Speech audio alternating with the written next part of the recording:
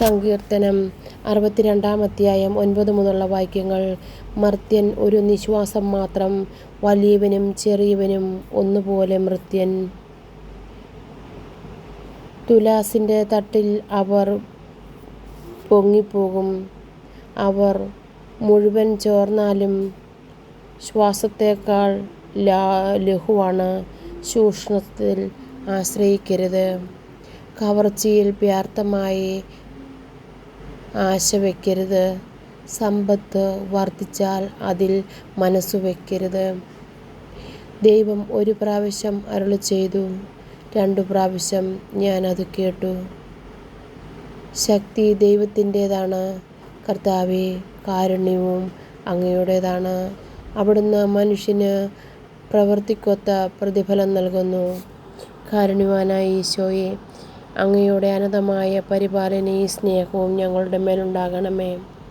ഈശോയെ, എത്ര സമ്പത്തുണ്ടെങ്കിലും, എത്ര ബലവാനായാലും, എത്ര ആൾബലമുണ്ടെങ്കിലും, ഈശോയെ, സമ്പത്തിൻ്റെയും സ്ഥാനമാനത്തിൻ്റെയും ജോലിയുടെയും നിലവാരമനുസരിച്ച് മനുഷ്യനെ വിധിക്കുന്ന ഈ കാലഘട്ടത്തിൽ കാരുണ്യവാനായ ഈശോയെ, മനുഷ്യനൊരു ശ്വാസം എല്ലാവർക്കും സമ്പന്നനും ദരിദ്രനും ഒരുപോലെയാണ്.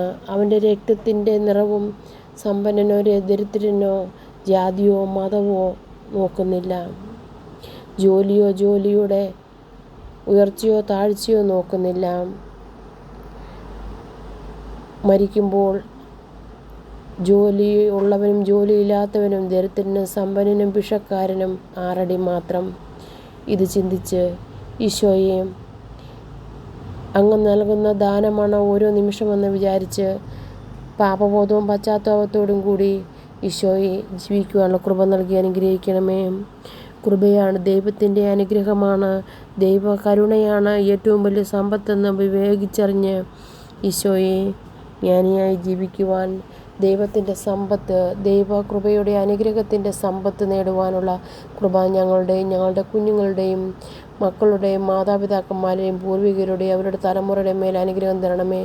ഈശോയെ, ഞങ്ങളുടെ തലമുറയ്ക്ക് കൊടുക്കുവാൻ, മായാത്ത സമ്പത്തായി കൊടുക്കുവാനുള്ള ഒരേ ഒരു അനുഗ്രഹം ദൈവകൃപ മാത്രമാണ്. ഈശോയെ, വരും തലമുറയെ അനുഗ്രഹിക്കണമേ, കുഞ്ഞുങ്ങളെ അനുഗ്രഹിക്കണമേ. അങ്ങയുടെ ആലയമായ അവരുടെ ശരീരത്തെ വിശുദ്ധമായി സൂക്ഷിക്കുവാൻ ഈശോയെ അവരെ അനുഗ്രഹിക്കണമേ. നാഥ, ഭയപ്പെട്ട് ജീവിക്കുന്ന ഈ കാലഘട്ടത്തിൽ കുഞ്ഞുങ്ങൾക്ക് ഒരു പൂമ്പാറ്റയെപ്പോലെ പാറിപ്പറന്ന് ഞങ്ങൾക്ക് ജീവിച്ച ആ കാലഘട്ടം ഈശോയെ അവർക്ക് നൽകണമേ. ഈശോയെ, മനുഷ്യ മൃഗതുല്യമാകാതെ സ്വന്തം സഹോദരങ്ങളായിട്ട് മനുഷ്യൻ്റെ ജീവന് വില കൽപ്പിച്ച് ഇതിനെല്ലാം ഒരു ചോദ്യമായി മുകളിൽ ആളുണ്ട്, കണക്ക് പുസ്തകം നമ്മൾ കൊടുക്കണമെന്ന് ചിന്തയോടുകൂടി ജീവിക്കുവാനുള്ള കൃപ നൽകി അനുഗ്രഹിക്കണേ നാഥ. യേശുവേ നന്ദി, ദൈവമേ നന്ദി, ദൈവമേ ആരാധന, യേശുവേ ആരാധന, യേശുവേ സ്തുതി. Hallelujah, hallelujah, hallelujah. പറ്റുന്നിടത്തോളം സ്തുതിച്ച് പ്രാർത്ഥിക്കുക. സ്തുതിക്കുമ്പോൾ ദൈവിക ശക്തി നമുക്ക് ലഭിക്കും, കൃപ ലഭിക്കും.